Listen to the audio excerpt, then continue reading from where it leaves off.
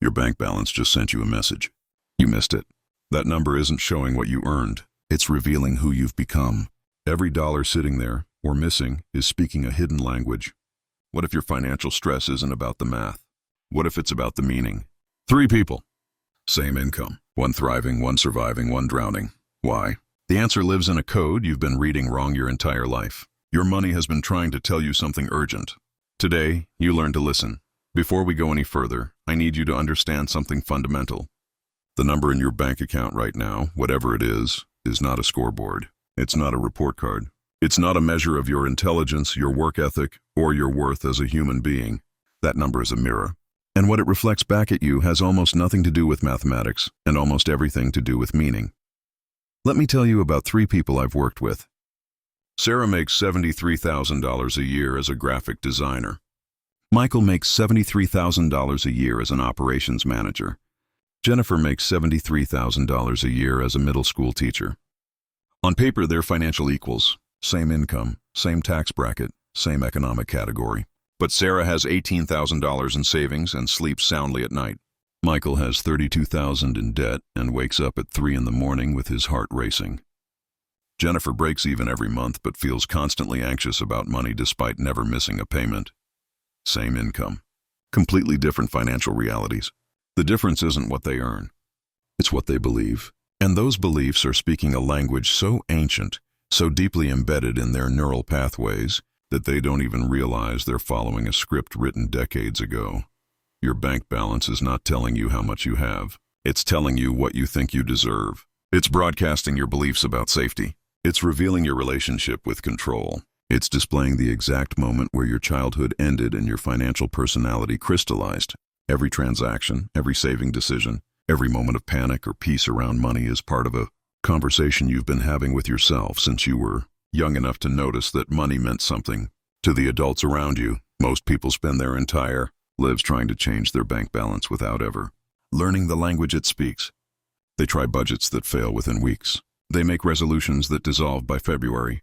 They download apps and spreadsheets and tracking systems, and none of it sticks because they're trying to solve a translation problem with arithmetic. You can't fix a language barrier with a calculator. The truth is, your financial behavior is running on autopilot, guided by a code you can't see. Until you decode that language, until you understand what your money is actually saying to you and about you, every budget is just another failed conversation. Every financial plan is just shouting louder in a language nobody understands. So here's what we're going to do together.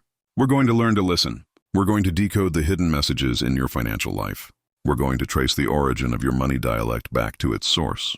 And then, with that understanding, we're going to rewrite the script.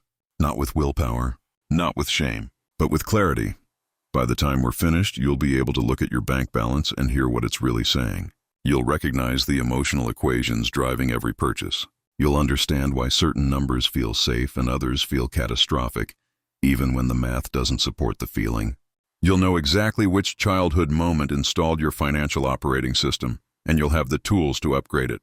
This isn't a book about how to make more money.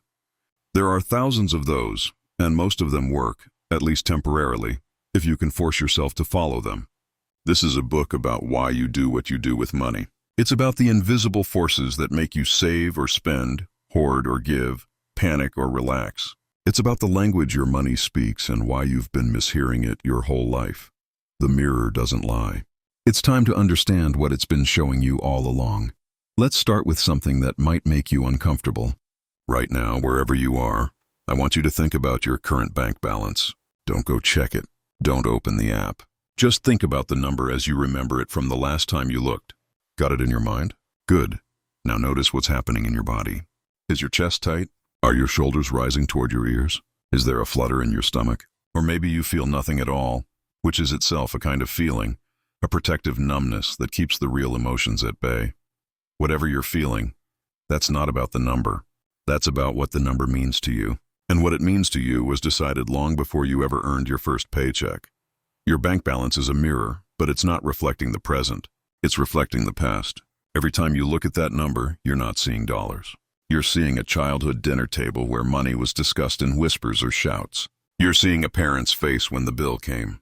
You're seeing that moment when you asked for something and the answer was yes or no, or maybe, or we can't afford it right now, and the way it was said told you everything about what money meant in your family.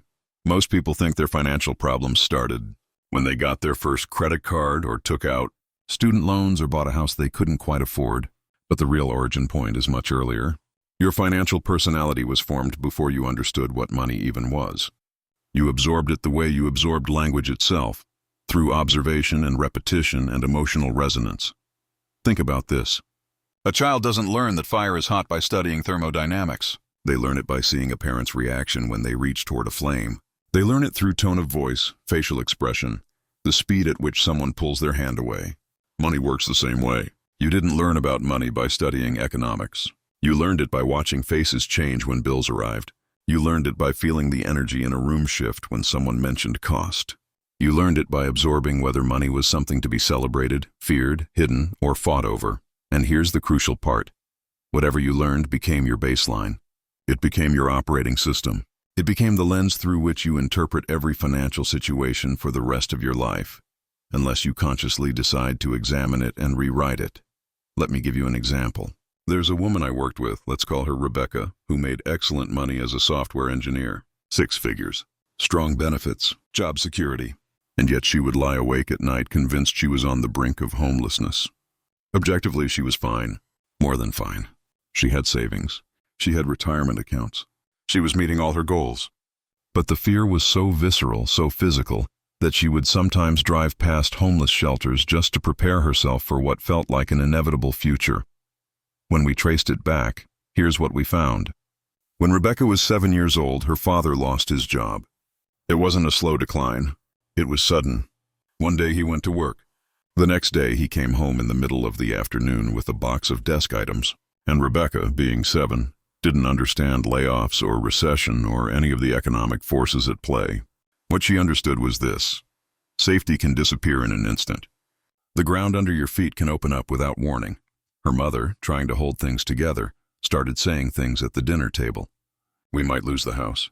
I don't know how we'll pay for this. We need to be very careful now. And Rebecca's 7-year-old brain created a neural pathway. Security is an illusion. Disaster is always one moment away. You are never actually safe. That pathway stayed. 25 years later, it was still firing. Every time Rebecca looked at her bank balance, even when it showed abundance, her brain translated it through that 7-year-old's filter. The number didn't matter. The meaning did. And the meaning was always, this could disappear at any second. Here's what most financial advice misses. It would tell Rebecca to create a bigger emergency fund. It would suggest she run the numbers to prove she's safe. It would offer spreadsheets and projections and rational arguments. And none of it would work, because you cannot logic your way out of a feeling that was installed before you had the capacity for logic. What Rebecca needed wasn't more money. She needed to decode the message. She needed to understand that her bank balance was speaking in a voice from decades ago, that the fear was real but the threat was not, that 7-year-old Rebecca was still trying to protect her from a danger that no longer existed. Your bank balance is doing the same thing to you right now. It's speaking in a voice you don't recognize because you learned it before you had words for what you were learning. It's triggering responses that feel like they're about today but are actually about yesterday or a decade ago, or a moment so formative that it became the foundation of everything that came after. So when I say your bank balance is a mirror, I mean it reflects not your present circumstances but your formative experiences. It shows you not where you are, but where you learn to be afraid or safe or proud or ashamed. Every emotional reaction you have to money is an echo of an earlier conversation, an earlier moment, an earlier version of you that made a decision about what money. If this is your dialect, your bank balance is telling you, guard this with your life because it's all that stands between you and ruin. The number doesn't communicate abundance. It communicates how many days of safety you have left before everything falls apart. The second dialect is security. Security speakers are all about structure and predictability. They want systems, plans, clear rules about what goes where and when. Their bank balance isn't about having a lot. It's about having it organized. A security speaker with $10,000 in a well-structured budget feels wealthier than a scarcity speaker with $50,000 in chaos. Security speakers love spreadsheets. They love knowing exactly where every dollar lives. They feel calm when they have a plan and anxious when things feel uncertain or uncontrolled. If this is your dialect, your bank balance is telling you, here's the map, here's the boundary, here's the structure that keeps chaos at bay. The number communicates not wealth but order. It says, you know where you stand, you know the rules, you're in control. The third dialect is status. Status speakers translate money into worth. Their bank balance is a scoreboard, a ranking system, a measure of how they compare to others. It's not about survival or structure.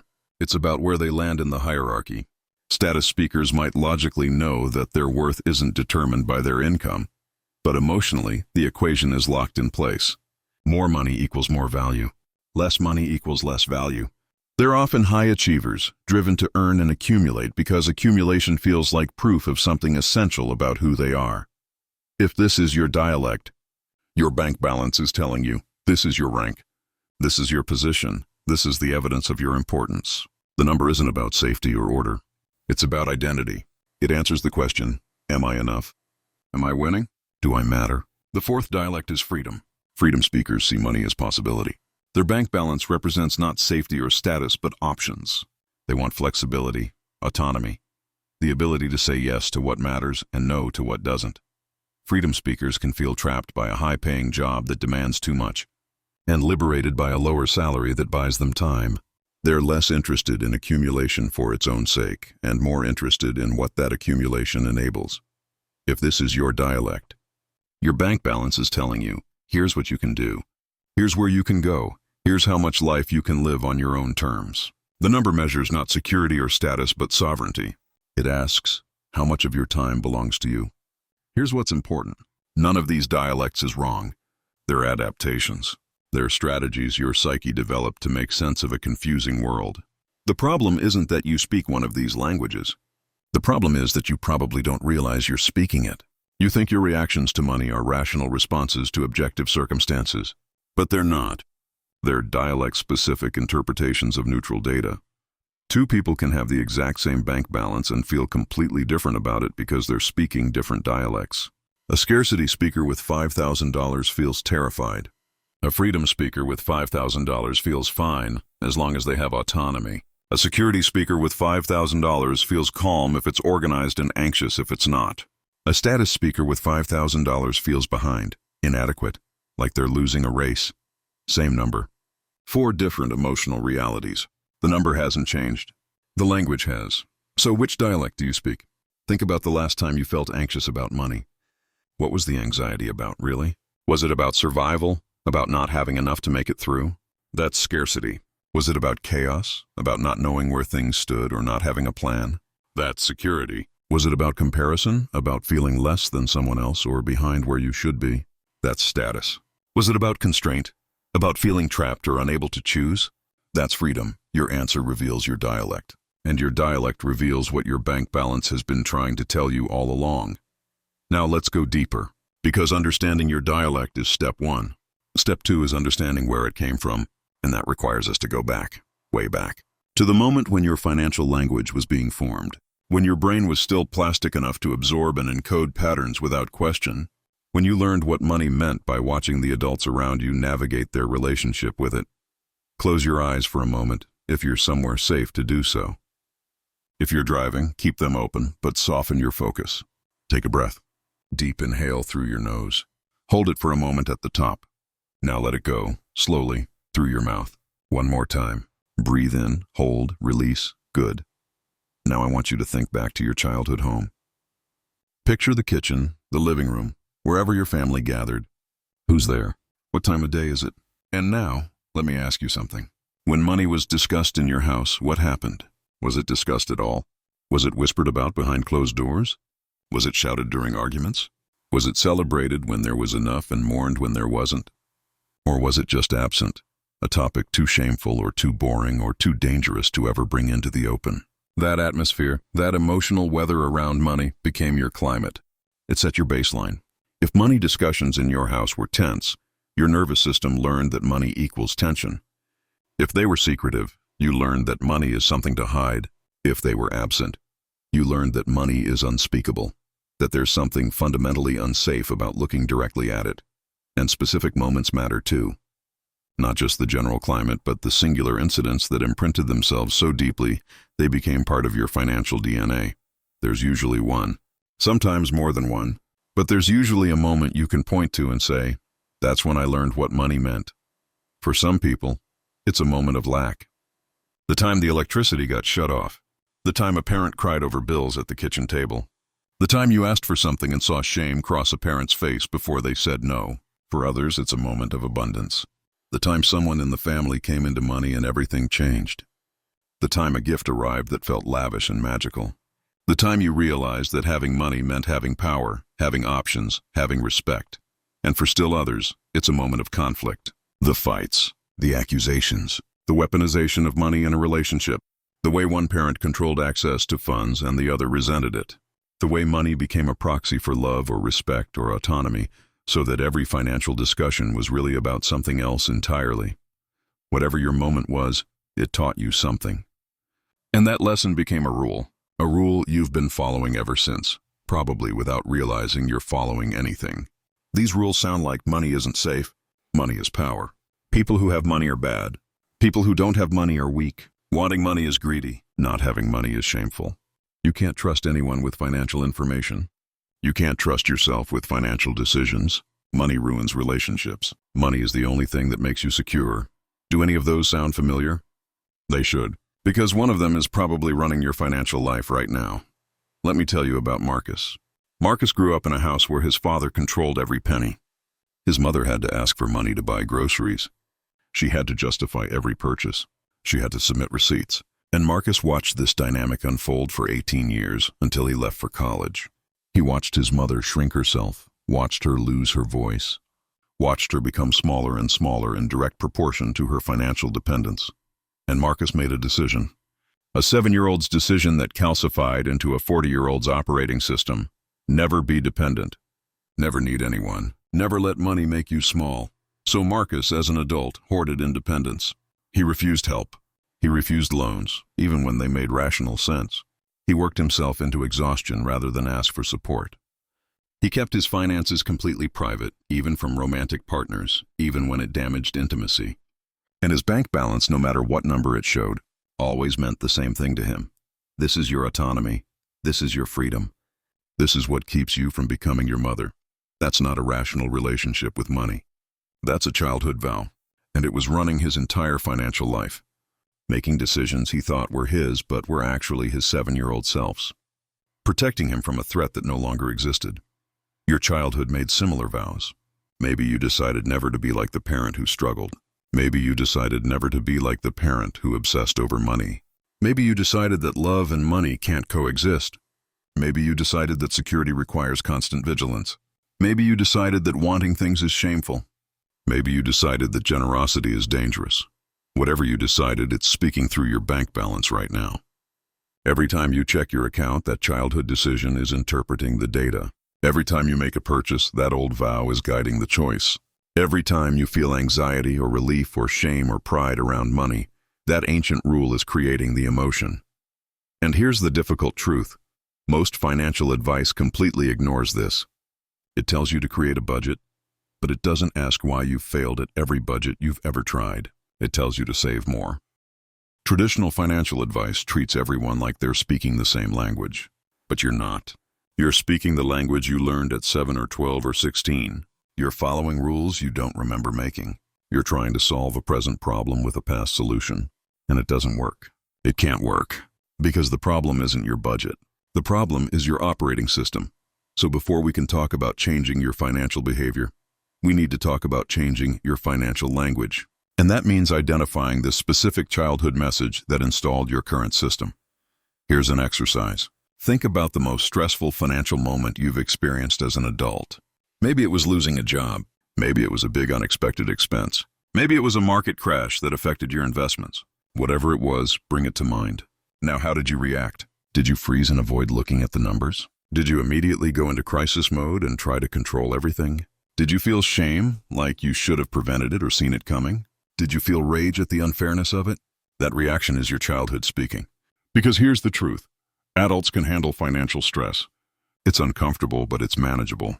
The intensity of your reaction, the way it hijacked your nervous system, the the way it felt life or death even when it wasn't. That's not about the present situation. That's about the past situation it reminded you of. Your adult self was facing a financial challenge. But your child self was facing that moment when everything changed, when safety disappeared, when the ground dropped out. And your child self's reaction took over. This is why financial problems feel so overwhelming. Because you're not just dealing with the present problem. You're dealing with every echo of that original moment. You're dealing with the weight of a decision you made before you were old enough to know you were making one. But here's the hopeful part. Once you identify the message, once you see the childhood rule clearly, it loses some of its power. Not all of it, not immediately, but some. Because conscious awareness is the beginning of choice. As long as the rule is invisible, you're helpless against it. Once you can see it, once you can name it, once you can say, oh, that's my 7-year-old self trying to protect me from what happened to my father. Or that's my 12-year-old self trying to prove I'm not like my mother. Once you can identify the source, you can start to create some separation between the past fear and the present reality. That separation is where change becomes possible. Not through willpower, not through discipline, but through understanding, through compassion, through saying to that younger self, I see why you made that decision. It was brilliant, actually. It kept us safe. It got us through. But we're not there anymore. We're here. And here requires different rules. Let's talk about why traditional financial advice fails most people. You've tried budgets, right? Most people have. You downloaded an app or created a spreadsheet or attended a workshop, and you learned about the 50-30-20 rule or zero-based budgeting or envelope systems. And maybe it worked for a week, maybe even a month. But then something happened. Life got stressful, or you got tired, or you just forgot, and the whole system collapsed. And when it collapsed, what did you tell yourself? Probably something like, I'm bad with money. I don't have enough discipline. I'm not organized enough. Other people can do this, but I can't. But here's what actually happened. The budget failed because it was addressing the conscious mind while your unconscious mind was running the show. It's like trying to change the channel on a TV by talking to the screen instead of using the remote. You're addressing the wrong system. 80% of your financial behavior happens below conscious awareness. 80%. That means that when you're trying to stick to a budget, you're attempting to override automatic processes with conscious willpower. And willpower is a limited resource. It depletes, it runs out, and when it does, the automatic processes take back over. Here's what's happening beneath the surface. Your unconscious mind has already decided what's safe to spend, what's dangerous to spend, what purchases make you feel good, and which ones make you feel guilty, what balance in your account feels tolerable, and what balance triggers panic. Those decisions were made long ago, encoded through repetition and emotional weight. And they're much, much stronger than your conscious intention to follow a 50-30-20 split. Let me give you an example. There's a phenomenon I see constantly, and maybe you've experienced it too. Someone gets their finances in order. They create a budget. They start following it. They watch their savings grow. And then, right when they hit a certain threshold, when the account reaches a number that should feel good, that should feel like success, they sabotage it. They make an impulsive purchase. They take an unnecessary trip. They suddenly develop an urgent need for something they've lived without forever. And the balance drops back down to the familiar range. Why? Because the higher number triggered anxiety. It sounds backwards, but it's true. For someone who grew up in scarcity, having too much money feels dangerous. It feels like you're visible, like you're a target, like you're about to be punished for having what you weren't supposed to have. So the unconscious mind creates a problem, manufactures a reason to spend, brings the balance back down to the familiar discomfort that at least feels known. That's not a budget problem. That's an operating system problem. And you can't fix an operating system with a spreadsheet. Or here's another version. Someone is drowning in debt. They know intellectually that they need to stop spending. They understand the math. They can see the interest accumulating. But every time they get stressed, they buy something. Every time they feel anxious or sad or overwhelmed, they pull out a credit card. Not because they're stupid or irresponsible, but because somewhere deep in their system, spending equals soothing. It's a pattern that was learned, probably in childhood, probably by watching a parent cope with stress through retail therapy, or by receiving gifts as a substitute for emotional presence. And that pattern is running automatically, beneath conscious awareness, stronger than any budget. This is what I mean by the phantom budget. There's the budget you create consciously, with its careful categories and percentages, And then there's the phantom budget, the invisible set of rules your unconscious mind is following, the one that was written by your 7-year-old self and never updated. The phantom budget has its own categories. Things like spending to prove you're not poor, spending to rebel against the deprivation you felt as a child, spending to avoid the anxiety of having money you might lose, saving to feel safe, even when you're already safe, saving to prove you're responsible, even when it costs you joy, hoarding to protect against catastrophe, giving everything away to avoid feeling guilty about having more than others. These aren't rational categories. They're emotional ones, and they're much more powerful than the rational ones because they're connected to survival, to identity, to the core of who you learned to be. So when I talk about decoding your financial language, this is part of it. You have to surface the phantom budget. You have to make the invisible rules visible. Because as long as they're hidden, they're running the show. As long as you think your financial behavior is about the present, you'll keep trying present solutions to past problems, and it won't work. How do you surface the phantom budget? You watch for the contradictions. You notice the places where your behavior doesn't match your stated values. You pay attention to the emotional intensity around certain numbers or certain purchases. You ask yourself, why does spending $50 on groceries feel fine, but spending $50 on a book for myself feels indulgent? Why does my account having $3,000 feel comfortable, but $4,000 feels dangerous? Why do I feel guilty when I save and relieved when I spend, even though I say I want to save more? Those contradictions are clues. They're showing you where the phantom budget and the conscious budget don't align. And that misalignment is where the struggle lives. Let's talk about what I call emotional arithmetic. This is the math your unconscious mind is doing every time you make a financial decision. It's not the math you learned in school. It's not objective. It's not even consistent, but it's running constantly, calculating the emotional cost and benefit of every transaction. And those calculations determine your behavior far more than the actual numbers do. Here's what I mean. For someone speaking the scarcity dialect, $5 can feel like $50 if it's being spent on something that feels non-essential. The actual cost is $5. The emotional cost is much higher because it's not just $5. It's $5 that might be needed for an emergency. It's $5 that represents safety being spent on frivolity. It's $5 that triggers anxiety about whether there will be enough. But that same person might spend $500 on something that feels necessary without blinking. Because the emotional arithmetic is different. $500 on a car repair feels like $0 emotionally because it's required, it's responsible. It's the kind of spending that doesn't trigger guilt or anxiety. The actual cost is 100 times higher, but the emotional cost is lower. This is why people make financial decisions that look irrational from the outside. Because they're not using external math, they're using internal math. And internal math has its own logic. For someone speaking the status dialect, the emotional arithmetic might look like this. Spending $2,000 on a designer handbag feels like a net positive, even though the actual cost is $2,000. Why? Because the emotional benefit, the feeling of status and worth and being someone who can afford that, outweighs the financial cost in the internal calculation. Meanwhile, spending $20 on a discount store version of the same functional item feels like a negative, even though the actual cost is a fraction. Because the emotional cost, the feeling of being cheap or low status, is higher than the financial savings. None of this is conscious. The person buying the expensive handbag isn't sitting there thinking, I'm speaking the status dialect and my emotional arithmetic values identity over function. They're just feeling the pull. They're just experiencing the discomfort of the cheaper option and the relief of the expensive one. The calculation is happening beneath awareness, and the behavior follows. For someone speaking the freedom dialect, spending $3,000 on a vacation might feel like it costs nothing emotionally, because the emotional benefit, the sense of autonomy and life being lived on their terms, makes the financial cost irrelevant.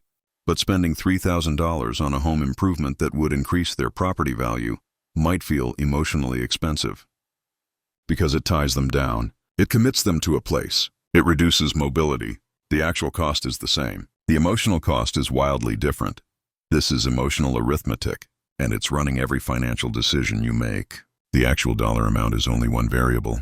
The emotional meaning of that dollar amount, filtered through your dialect and your childhood rules and your phantom budget, that's the dominant variable.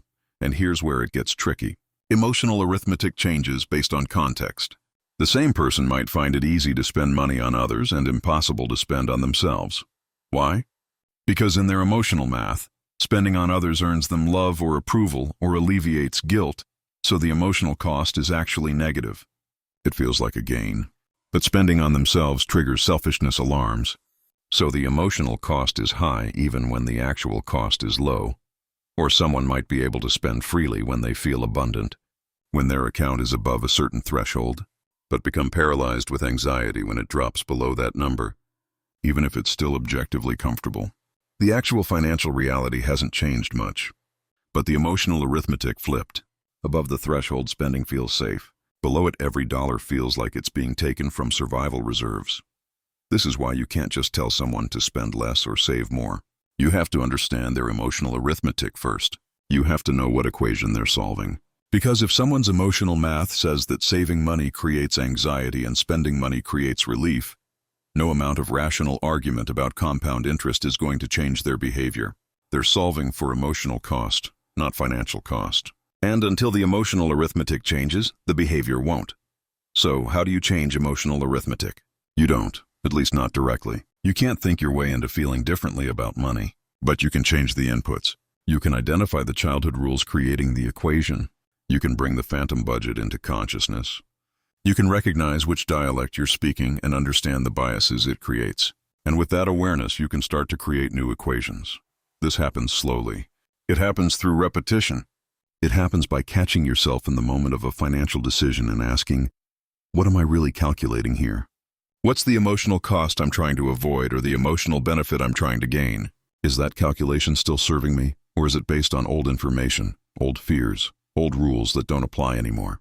Every time you ask that question, you're creating a tiny bit of space between the automatic response and the behavior.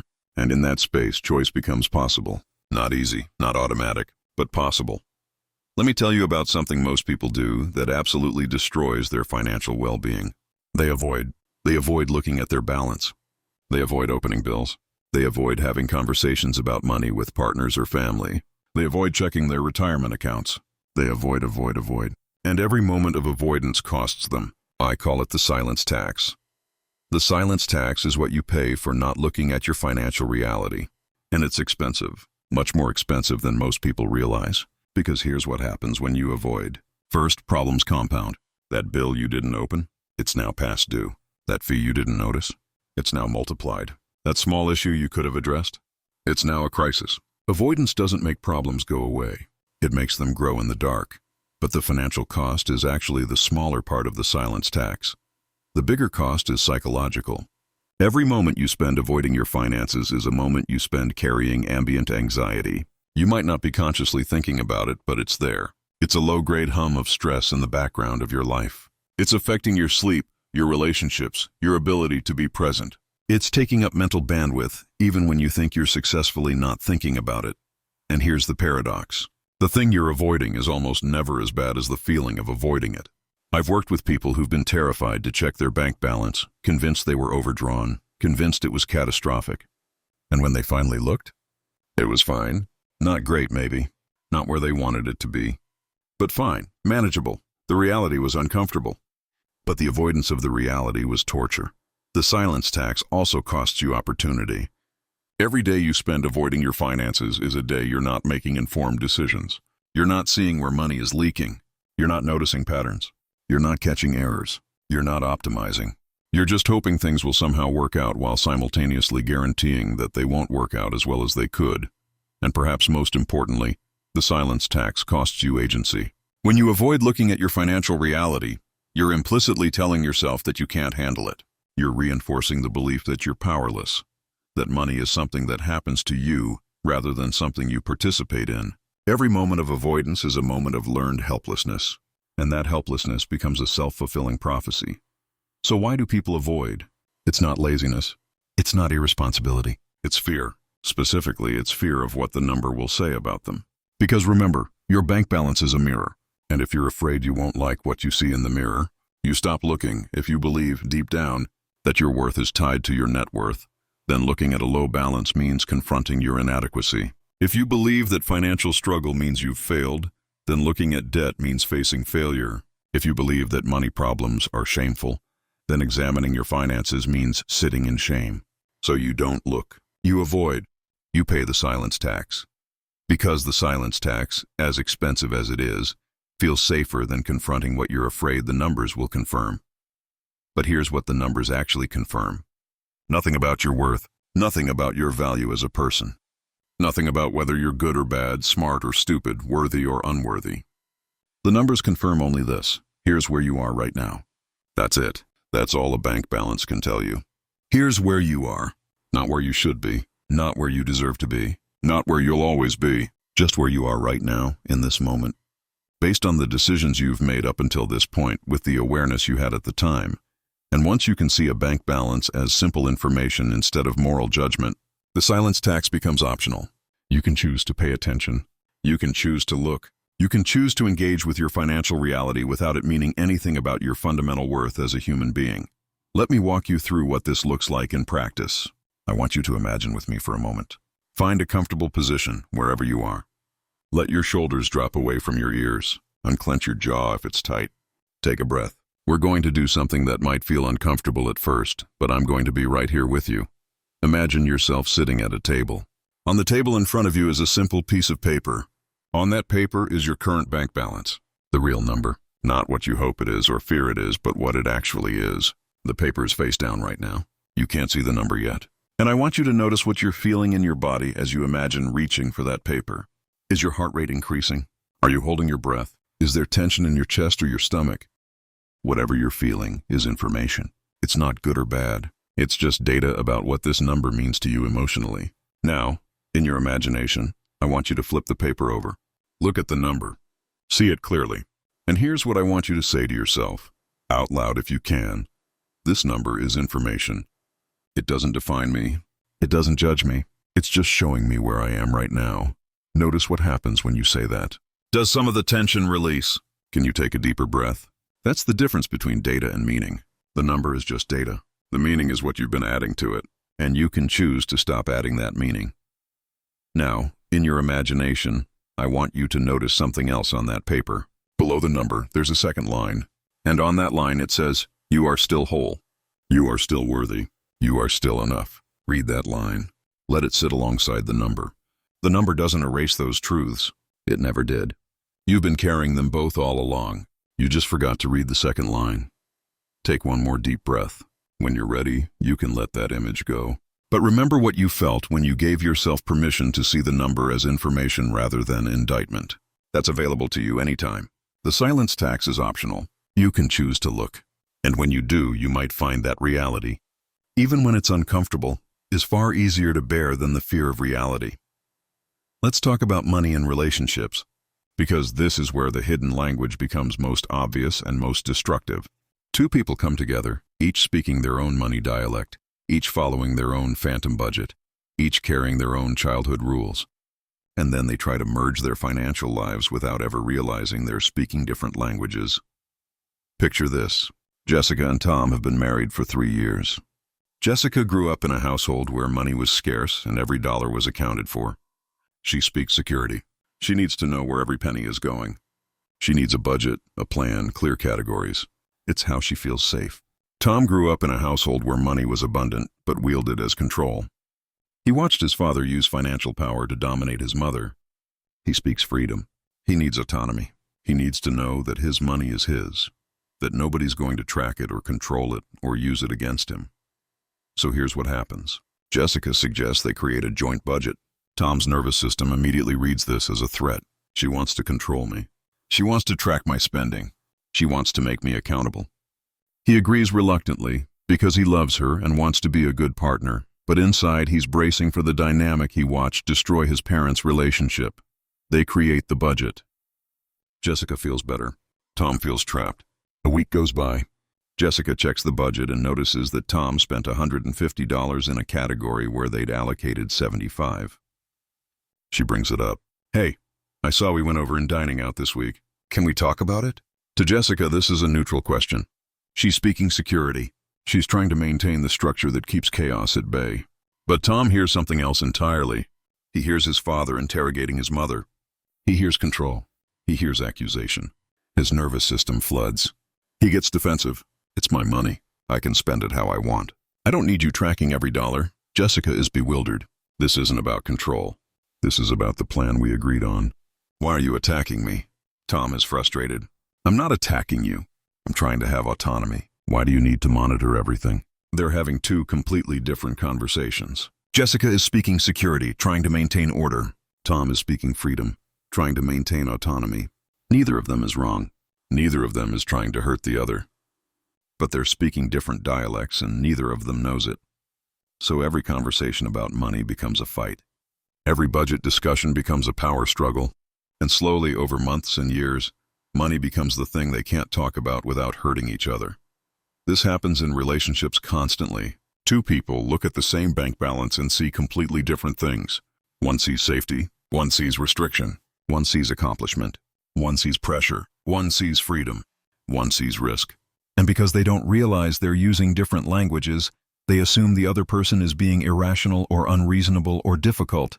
But here's the truth. Money in relationships is never about money. It's always about what money represents. It's about power dynamics. It's about trust. It's about whose childhood needs get prioritized. It's about whether love means merging completely or maintaining separateness. It's about whether care looks like providing structure or respecting autonomy. And until couples can name the underlying language they're each speaking, until they can say, I speak scarcity and you speak freedom, and here's how that shows up in our financial dynamic, they're going to keep having the same fight in slightly different forms forever. Let me give you another example. David and Monica. David is a saver. Monica is a spender. That's how they describe it.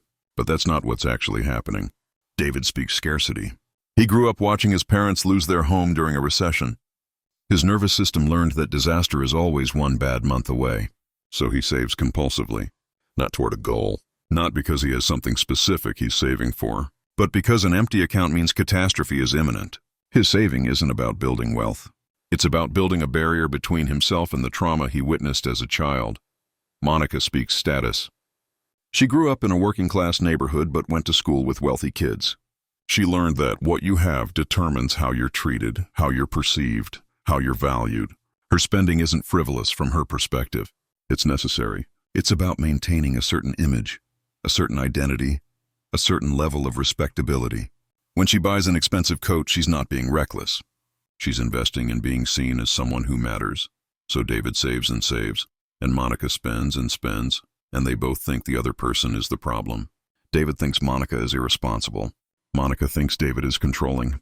But really, David is trying to prevent a trauma from repeating, and Monica is trying to prove she's worthy. Neither strategy is about the present. Both are about the past. And until they can decode that, until they can see their behavior as a response to old wounds rather than rational financial strategy, they'll stay locked in conflict. Here's what's necessary for money conversations to work in relationships. First, both people have to identify their dialect. They have to be able to say, I speak this language, and when I talk about money, this is what I'm really talking about. Second, they have to understand that their partner's dialect is as valid as their own. It's not that one is right and one is wrong. They're just different adaptations to different experiences. Third, they have to create a third language together. Not one person adopting the other's dialect, but both people learning to speak in a way that honors both systems. This might sound like, I know that budgets make you feel safe, and I know they make me feel controlled. So let's create a structure that gives you the information you need without requiring me to justify every purchase. We'll have shared accounts for shared expenses and individual accounts for personal discretion. You'll have visibility into the big picture, and I'll have autonomy in the details. Or it might sound like, I know you need to save to feel secure, and I know I need to spend to feel valued. So let's agree on a baseline savings amount that meets your need for safety, and then let's agree on a discretionary amount that meets my need for autonomy. We're not going to judge each other's needs as more or less valid. We're going to build a system that accommodates both. This requires more than compromise. It requires translation. It requires being able to say, when you talk about needing a budget, you're really talking about needing to feel safe, and I honor that. And when I talk about needing freedom with spending, I'm really talking about needing to not relive the control I experienced growing up. And I need you to honor that too. Money is one of the top sources of conflict in relationships. Not because people can't do math, but because they can't translate between dialects. Once you learn to translate, Once you can decode what your partner is really saying beneath the words about money, the conflict shifts. It doesn't disappear. But it shifts from "you're wrong and I'm right" to "we're both trying to meet legitimate needs." And we need to find a way to do that together. Now let's talk about something most people never examine: the concept of enough. What is enough money? How do you know when you have it? How do you know when you can stop striving, stop worrying, stop feeling like you're behind or not there yet or still lacking? For most people, enough is a moving target. They get the raise, they hit the savings goal, they reach the income level, and it doesn't feel like enough. The goalpost moves. The number that once would have felt abundant now feels baseline. And the chase continues. This happens because enough isn't actually a number. It's a feeling. And if you're trying to achieve a feeling by hitting a number, you're solving the wrong equation. The number will never satisfy the feeling, because the feeling isn't about the number. It's about what you think the number will give you. Safety, respect, permission to stop worrying, permission to exhale, proof that you're okay. But here's the problem. Second, you add a buffer for true uncertainties. Not imagined catastrophes, but reasonable contingencies. This is the amount that addresses legitimate risk without feeding the anxiety loop. For most people, this is somewhere between 3 and 12 months of expenses, depending on the stability of their income and the complexity of their life situation. Third, you identify what's beyond that. Everything beyond baseline plus buffer is surplus. And surplus is where you get to make values-based decisions. Do you want to use it for experiences? For time? For giving? For building something? For leaving a legacy? This is where money stops being about survival or safety and starts being about expression. But most people never get here because they never define the first two categories. So everything feels like it's still about survival, even when they have more than enough. Now here's the crucial part. Once you've defined your enough equation, you have to protect it from comparison. Because comparison destroys enough. Comparison makes enough a relative measurement instead of an absolute one, and relative measurements have no finish line. There's always someone with more, someone who got there faster, someone who makes it look easier. If your enough is based on having more than your sibling or your colleague or your neighbor, you'll never have enough. Because even if you surpass them, there's someone else. The comparison trap is infinite. It will take your entire life if you let it. So your enough equation has to be internal. It has to be based on your needs, your values, your definition of a life well lived, not anyone else's. And that requires you to opt out of the cultural scoreboard. It requires you to stop letting net worth determine self-worth. It requires you to find security in something more stable than a number that fluctuates with market conditions and life circumstances. This is hard. Maybe the hardest part of this entire process. Because the culture is constantly telling you that more is better, that wealth equals success, that the number matters more than anything else. And opting out of that messaging, choosing to define enough on your own terms, feels countercultural. It feels risky. It feels like you might be settling or giving up or not living up to your potential. But here's the truth. The people who are most at peace with money aren't the people with the most money. They're the people who've defined enough and stopped chasing beyond it. They're the people who know what the number needs to be to support their life. And they've built systems to maintain that. And they've given themselves permission to use money for life instead of using life to accumulate money. You can be one of those people, but it starts with defining enough. And it requires you to protect that definition from the external voices telling you it's not enough, you're not enough, you need more, you should want more. What's wrong with you for being satisfied? Your enough equation is yours. Nobody else gets a vote. Let's address something that's probably becoming obvious as you listen to this. Your income and your sense of worth are tangled together. For most people, they're so intertwined that they can't tell where one ends and the other begins. You might intellectually know that your salary doesn't define your value as a human being. But emotionally, the equation is locked in place. This is especially true in a culture that constantly reinforces the connection. What's one of the first questions people ask when they meet you? What do you do? And embedded in that question is another question. How much do you make? What's your status? Where do you rank? Your job title, your income bracket, your ability to afford certain things. All of it gets translated into, who are you? How much do you matter? And if you've internalized that equation, then every financial setback feels like an identity crisis. Losing a job isn't just losing income. It's losing proof of your value. Making less than a peer isn't just an economic difference. It's evidence that you're less than. Not having enough to afford something isn't just a budget constraint. It's a confirmation that you're not enough. This is devastating, because it makes your sense of self completely contingent on circumstances that are often outside your control. Market crashes, industry shifts, company layoffs, health issues that affect your ability to work. None of these things say anything about your worth, but if your worth is tied to your income, they feel like they say everything. So we have to disconnect them. We have to sever the link between earning and being, and that starts with understanding where the link came from in the first place.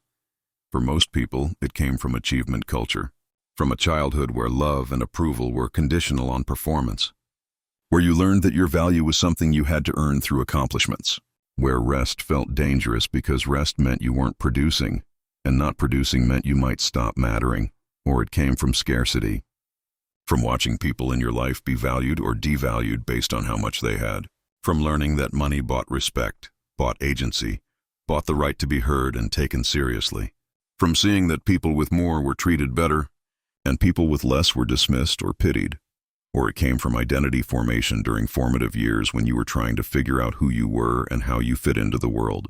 Maybe you were the smart one, the successful one, the one who was going to make it, and that identity became your sense of self. And then, as an adult, maintaining that identity required maintaining the income that proved it. Any threat to the income became a threat to the identity. Whatever the source, the pattern is the same. Worth became conditional, and money became the condition. And now you're stuck in a cycle where you can't rest, can't feel secure, can't feel okay about yourself unless the number in your account is saying you're okay. But here's the thing, worth isn't conditional. It can't be, because worth isn't something you earn or achieve or accumulate.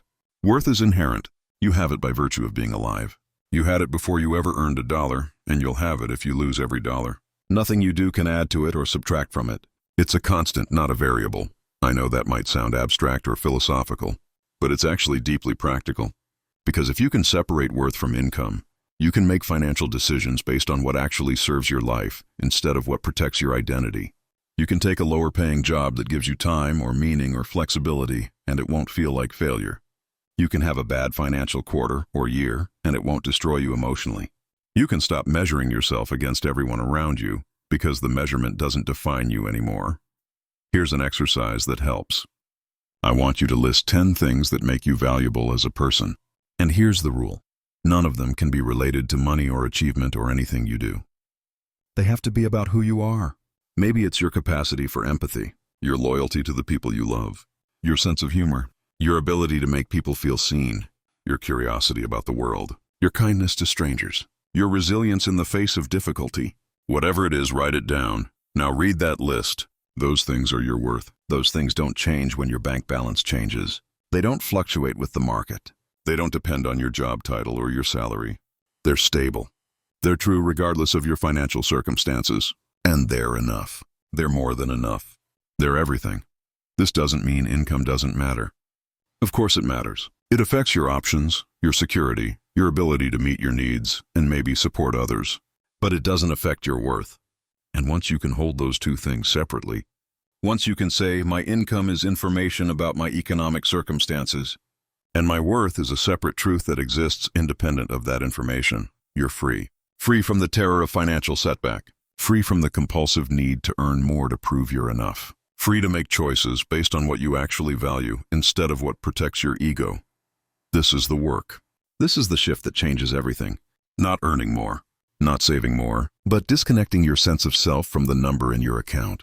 When you do that, money becomes a tool you use instead of a mirror you're afraid to look into. Let's talk about forgiveness. Financial forgiveness. The kind you need to extend to yourself for every money mistake you've ever made. Every bad investment. Every impulsive purchase. Every time you didn't save when you could have. Every opportunity you missed. Every naive decision. Every moment when you didn't know better. And even the moments when you did know better but made the choice anyway. Most people are carrying incredible amounts of shame and regret about their financial past. They replay mistakes on a loop. They berate themselves for not starting earlier, not saving more, not making smarter choices. They look at where they are now and compare it to where they think they should be if only they hadn't screwed up so much along the way. And that shame is like an anchor. It keeps them stuck in the past, unable to make clear decisions in the present because they're too busy punishing themselves for yesterday. Here's what I need you to understand. Every financial decision you've made, even the ones that turned out badly, was the best decision you could make with the information and awareness you had at the time. That doesn't mean it was objectively the best decision. It means it was the best decision you could make given who you were, what you knew, what you were feeling, and what. Does it feel uncomfortable? Probably. Does it feel undeserved? Maybe. But you need to do it anyway. Because the shame you're carrying about past financial choices is contaminating your present financial choices. Every time you make a decision now, you're doing it through the filter of, I'm bad with money, I can't be trusted, I always mess this up. And that filter guarantees that you'll keep messing it up. Not because you're incapable, but because you're operating from a belief that you're incapable. Forgiveness breaks that cycle. It allows you to separate past behavior from present identity. It lets you say, I made mistakes and I learned from them, and now I'm making different choices. Not I made mistakes, so I'm a mistake. Here's another piece of the forgiveness work. You need to forgive yourself not just for bad decisions, but for not knowing things you had no way of knowing. So many people carry shame about financial illiteracy. They feel stupid for not understanding how interest works or how taxes work or how investing works. But here's the truth, nobody taught you. Personal finance isn't taught in schools. It's not a standard part of education. You were supposed to just magically know it. And when you didn't, you blamed yourself for the gap instead of blaming the system that created the gap. So forgive yourself for not knowing. Forgive yourself for the learning curve. Forgive yourself for believing the wrong advice or trusting the wrong person or not asking for help when you needed it. You were navigating a complex system without a map, and you did the best you could. And finally, forgive yourself for being human. For having emotions that override logic sometimes. For making decisions out of fear or stress or exhaustion. For not always being your most rational self. Because you're not a computer. You're a person. And people make imperfect decisions, especially when they're scared or tired or overwhelmed. That's not a character flaw. That's being human. The forgiveness audit is simple but not easy. You list every financial regret you're still carrying, every mistake you haven't forgiven yourself for, and then you go through them one by one, and you extend compassion. You say, I see why I did that. I understand the circumstances. I forgive myself, and I'm choosing to learn from it instead of being imprisoned by it. This doesn't mean you're excusing bad behavior. If you made choices that hurt others, you need to take responsibility for that. But responsibility doesn't require shame. You can acknowledge harm, make amends where possible, and commit to different behavior moving forward, all without drowning in self-hatred. Forgiveness is what allows you to start fresh. It's what allows you to make financial decisions from a place of possibility instead of from a place of trying to compensate for past failures. It's what lets you build a new financial story instead of endlessly editing the old one. You've been carrying this weight long enough. It's time to put it down. Now we're going to talk about creating your new financial language. Everything up until now has been about understanding the old language, decoding it, seeing where it came from, how it operates, why it's been running your financial life. But understanding is only half the work. The other half is installing a new language to replace it. This doesn't happen overnight. Language is learned through repetition, through practice, through consistent exposure, until the new patterns become automatic. You didn't learn your first language by reading a book about it. You learned it by hearing it, speaking it, being immersed in it every day until it became second nature. Your new financial language works the same way. Here's what the installation process looks like. First, you need to identify the specific patterns you're replacing. What does your old language sound like? Maybe it sounds like, money is scary, I can't be trusted with money, there's never enough. I'm bad at this, I should be further along, everyone else has it figured out. Those are the old sentences, the old scripts. You need to name them clearly so you know what you're replacing. Then you need to create the new sentences, the new scripts. And here's what's important. They need to be believable. You can't go from, I'm terrible with money to I'm a financial genius, because your brain will reject that as obviously false. But you can go from, I'm terrible with money to I'm learning to make better financial decisions, one choice at a time. You can go from there's never enough to I'm learning to work with what I have. You can go from money is scary to money is information, and I can learn to read it. The new language has to be true enough to accept. It has to be a bridge between where you are and where you're going, not a magical leap that skips all the intermediate steps. Once you have your new sentences, you practice them, deliberately, consciously. Every time the old script shows up, you notice it, you name it, and you replace it with the new script. This feels awkward at first. It feels forced. That's normal. New languages always feel clunky before they feel fluent, but you do it anyway. Because repetition is what creates fluency. Here's a practical example. You check your bank balance and it's lower than you hoped. The old language says, of course it is. I'm terrible at this. I'll never get ahead. I'm such a failure.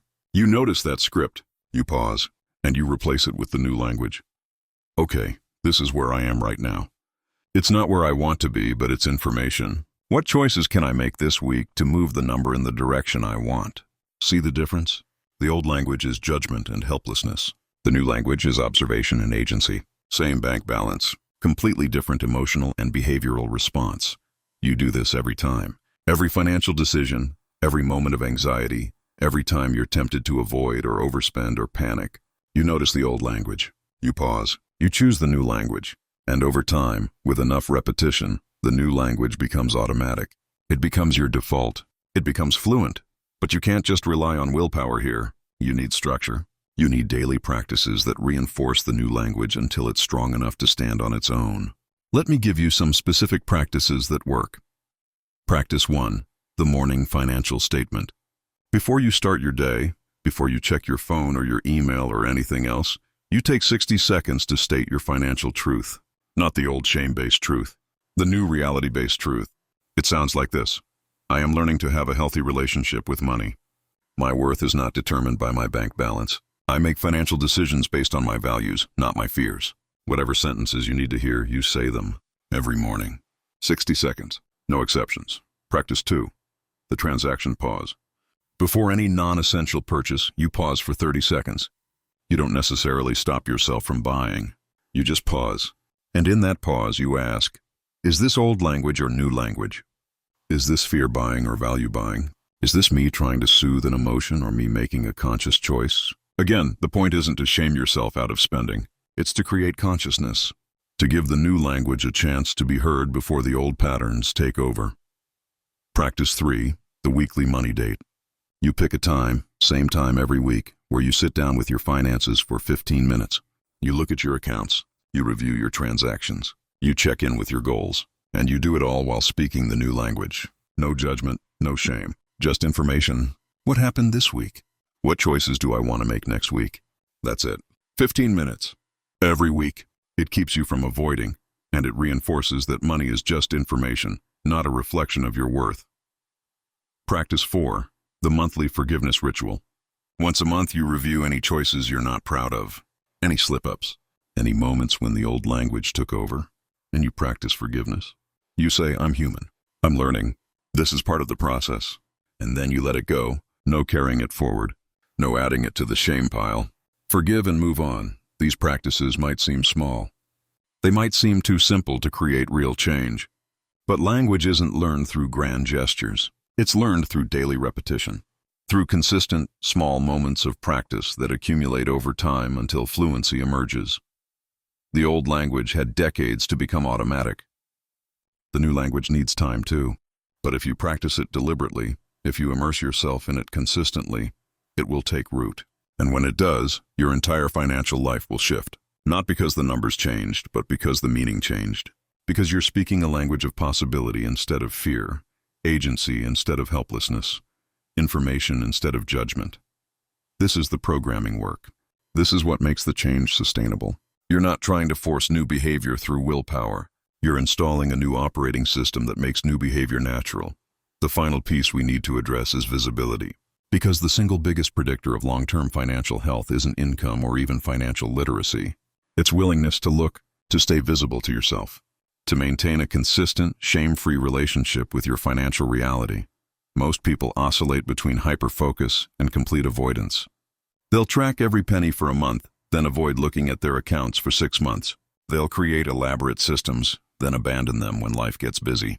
They'll be all in, then all out. And that oscillation is more damaging than consistent imperfection would be. What you need is sustainable visibility. Not perfect, not obsessive, just consistent. You need a system that allows you to stay aware of your financial. For a scarcity speaker, visibility needs to be paired with abundance reminders. They need to see not just what they have, but evidence that they're okay, that the feared catastrophe hasn't happened, that they've survived every financial challenge so far. For a status speaker, visibility needs to be disconnected from comparison. They need metrics that measure progress against their own goals, not against other people's achievements. The point is, there's no one-size-fits-all visibility system. You have to build one that works with your psychology, not against it. And that means being honest about what triggers you, what helps you, what makes you want to engage, versus what makes you want to hide. Here's what sustainable visibility requires. First, it requires simplicity. If your system is too complicated, you won't maintain it. 3 tracking points are better than 30 if you'll actually check the 3. Maybe it's just your checking account balance, your credit card balance, and your savings account balance. That's it. 3 numbers. Once a week. You can handle that. And those 3 numbers tell you most of what you need to know about whether you're moving in the right direction. Second, it requires neutrality. You can't look at your finances through the lens of judgment and expect yourself to keep looking. Every time you check your account, you need to practice the new language. This is information. This doesn't define me. This is just showing me where I am. If looking at your balance triggers a shame spiral, you'll stop looking. So you have to build in the shame interruption practices. You have to remind yourself every single time that the number is neutral. Third, it requires accountability without shame. This is tricky because most people conflate the two. They think accountability means beating yourself up when you fall short, but that's not accountability. That's punishment. And punishment doesn't create lasting change. It just creates avoidance. Real accountability looks like this. You set an intention. You check in on whether you're meeting it. If you are, you acknowledge that. If you're not, you ask, what got in the way? What can I learn? What needs to adjust? No drama. No self-flagellation. Just honest assessment and course correction. Let me tell you about a client who finally got this right. Her name was Patricia. Patricia had spent 30 years avoiding her finances. She would get paid, spend until the money was gone, then panic as the next paycheck approached. She had no idea what she spent money on. She had no savings. She had debt she couldn't quantify because she'd never added it up. And every time she tried to face it, the shame was so overwhelming that she'd shut down within minutes. We started with the smallest possible visibility commitment. Once a week, Sunday morning, she would check her checking account balance. That's it. She didn't have to look at credit cards. Didn't have to review transactions. Didn't have to create a budget. Just one number, one account, once a week. And every time she looked at that number, before she allowed any judgment, she had to say out loud, "This number doesn't define me. This is just information about where I am right now. I'm still whole. I am still worthy. I am still enough." It felt ridiculous to her at first. It felt like she was lying to herself. But she did it anyway, every Sunday for 12 weeks, just looking at one number and speaking the new language. And here's what happened. After 12 weeks, looking at that number wasn't triggering anymore. It was just a number. It went up some weeks, down other weeks. But it stopped meaning something about her fundamental worth. The emotional charge dissipated. Once that happened, once she built up the capacity to look without shame, she added a second data point. She started checking her credit card balance. Same practice. Look at the number. Speak the new language. Build the tolerance. 6 months in, she was looking at all her accounts weekly. She knew her total debt. She knew her spending patterns. She had created a simple plan. And none of it was triggering anymore because she'd built visibility slowly, with compassion, in a way that her nervous system could handle. That's sustainable visibility. Not forcing yourself to face everything at once. Not white-knuckling through shame to prove you can handle it, but building capacity gradually, pairing every moment of financial visibility with emotional support until looking becomes neutral instead of traumatic. So here's your visibility vow. You're going to commit to one practice, just one. Maybe it's checking your balance weekly. Maybe it's reviewing transactions monthly. Maybe it's having a quarterly conversation with a partner about money. Whatever it is, pick something small enough that you know you can do it and commit to doing it consistently. And every time you do it, you practice the new language. You remind yourself that the numbers are information, not judgment. You acknowledge that staying visible is an act of self-respect, not self-punishment. You honor that you're building a new relationship with money, one conscious choice at a time. Visibility doesn't mean perfection. It doesn't mean you'll never make a mistake or never have a setback. It means you're staying in relationship with your financial reality instead of abandoning it when things get uncomfortable. It means you trust yourself enough to look, even when what you see isn't what you hoped for. That trust is what changes everything. Because once you know you can look without falling apart, Once you know you can handle the truth of where you are, you stop being afraid of money. And once you stop being afraid, you can start making choices based on possibility instead of panic. The visibility vow is this: I will stay visible to myself. I will look at my financial reality regularly, without judgment, with compassion.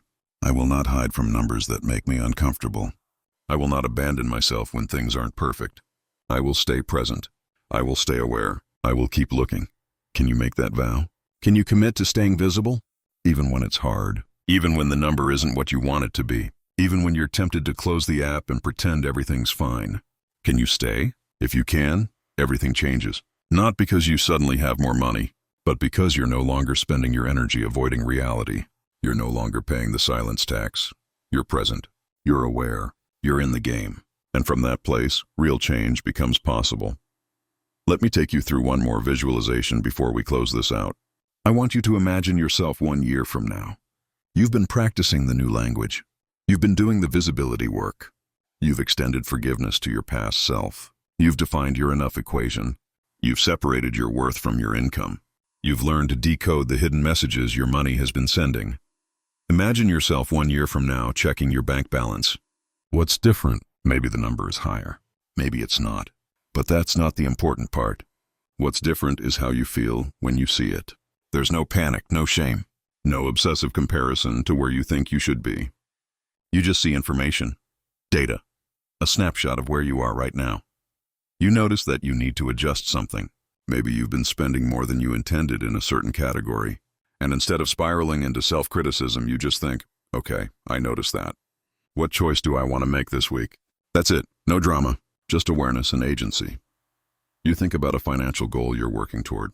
And instead of feeling anxious about whether you'll get there, you feel curious. You feel engaged. You're in the process, not white-knuckling toward a finish line. Not trapped in the chase, but actually participating in your financial life with presence and intention. Someone asks you about money, maybe a partner or a friend, and you don't feel defensive.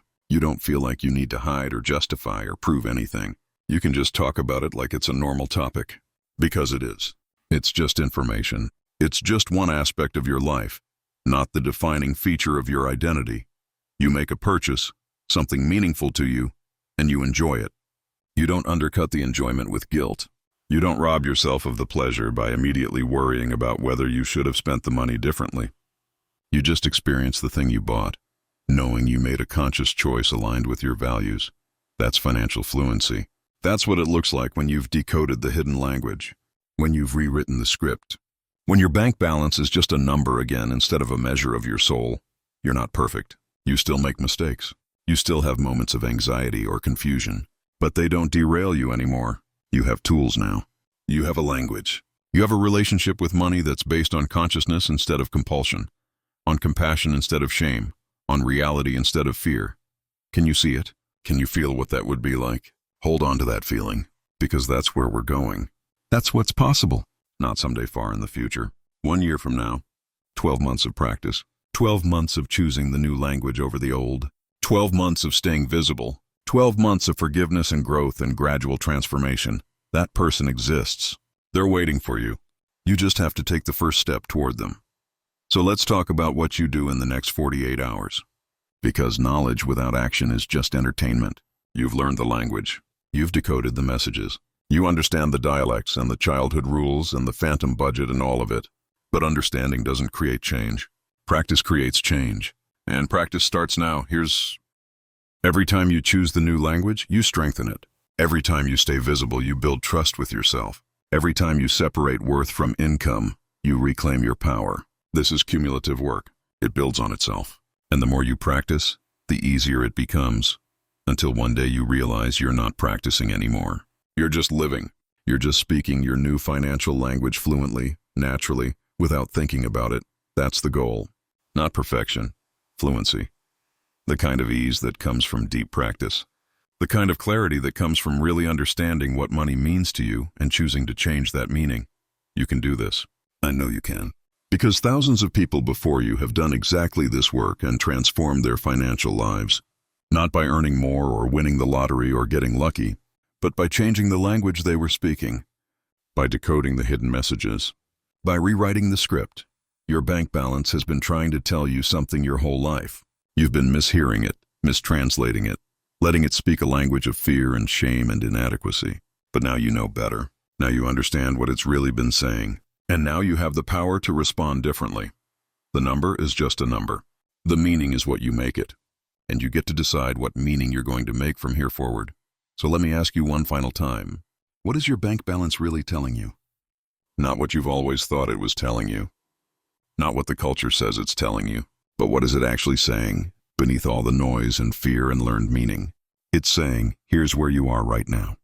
Nothing more, nothing less. Just a snapshot of this moment in time, and from here, you get to choose where you go next. You get to choose what story you tell about this number. You get to choose whether it's a mirror of your worth or just data about your current circumstances. You get to choose your relationship with money, not money's relationship with you. Yours with it. And now you have the language to make that choice consciously instead of unconsciously. To speak in possibility instead of fear. To see clearly instead of through the distorted lens of childhood wounds and cultural programming. The hidden language isn't hidden anymore. You can read it. You can speak it. You can rewrite it. Your bank balance is still sending you messages. But now finally you know how to listen. You know how to translate. You know how to respond from your adult self instead of your wounded child self. This is financial fluency. This is what happens when you decode the language. Everything shifts, not all at once, not without effort, but gradually, sustainably, permanently. You are not your bank balance. You never were, but your bank balance has always been reflecting something true about you, not your worth, but your beliefs about worth, not your capacity, but your beliefs about capacity, not your future, but your beliefs about what's possible, and beliefs can change. Languages can be learned. Operating systems can be upgraded. You're doing that work right now. By listening to this, by staying present, by being willing to look at the parts of your financial life you've been avoiding. That takes courage. That takes commitment. And you've done it. You've stayed. You've listened. You've learned. Now comes the practice. Now comes the daily choice to speak the new language instead of defaulting to the old. Now comes the work of making fluency automatic. You have everything you need. You have the understanding. You have the tools. You have the roadmap. What you do with it from here is up to you, but I'll tell you this. If you do the work, if you practice the language, if you stay visible and keep choosing consciousness over compulsion, your financial life will transform. Not because you suddenly got a windfall or figured out some secret strategy, but because you changed the meaning. You changed what money represents. You changed what your bank balance is allowed to say about you, and that changes everything. Your money has been speaking. You've been listening, but now you're fluent. Now you understand. Now you can respond instead of react. Now you can choose. The hidden language of money isn't hidden anymore. It's right there, clear as day, waiting for you to read it accurately and respond with consciousness and compassion. So go check your balance. Look at the number and hear what it's really saying. Not, I'm not enough. Not, you're behind. Not, you've failed. But simply, here's where you are. Here's where we start. Here's the beginning of something different. That's all it ever was. Information, a starting point. A mirror reflecting not your worth, but your opportunity. The opportunity to choose differently, to speak differently, to be in relationship with money in a way that serves your life instead of consuming it. You're ready for this. You've always been ready. You just needed the language, and now you have it. But knowing the language and speaking it fluently are two different things. So let's talk about what fluency actually requires. Let's talk about the practice, the daily work, the micro choices that turn understanding into transformation. I'm going to give you a 30-day fluency installation plan. Not a budget, not a financial makeover, but a systematic way to rewire how you think, feel, and respond to money. 30 days of deliberate practice that will make the new language automatic. Some days will feel easy. Some will feel impossible. But if you do all 30, you'll be speaking a different language by the end. Guaranteed. Day 1 is what we've already talked about. Check your balance with the new language. But let me get more specific about what that actually means. You open your banking app or log into your account. Before you look at the number, you take 3 deep breaths. In through your nose for 4 counts. Hold for 4 counts. Out through your mouth for 6 counts. You do this 3 times. This signals to your nervous system that you're safe, that this is not an emergency, that you're approaching this with intention rather than panic. Then you look at the number. Whatever it is, you see it clearly. And before your brain can start the judgment cascade, you say out loud, This is information about my current circumstances. It is not information about my worth, my intelligence, or my future. I am learning to have a healthy relationship with money, and looking without judgment is part of that learning. You say all of that out loud, even if it feels ridiculous, even if you don't believe it yet. You're installing new neural pathways, and neural pathways require repetition. After you say it, you notice what you're feeling. Anxiety, relief, numbness. You name the feeling without judging it. I'm feeling anxious. I'm feeling relieved. I'm feeling nothing, which is itself a form of protection. You name it, acknowledge it, and then you close the app. That's day 1, 5 minutes total. You've proven to yourself that you can look. Day 2 builds on day 1. Today you're going to identify your dialect. You're going to think about the last week of your financial life and notice your patterns. When you thought about money, what was the underlying concern? Was it, will I have enough? Is this under control? How does this look? Or can I choose freely? Those map to scarcity, security, status, and freedom. You write down your primary dialect. You don't judge it. You don't try to change it yet. You just name it. I speak primarily scarcity with some security as a secondary language. I speak status with freedom as an aspirational dialect. Whatever it is, you write it down. That's day 2. Day 3 is the childhood money memory excavation.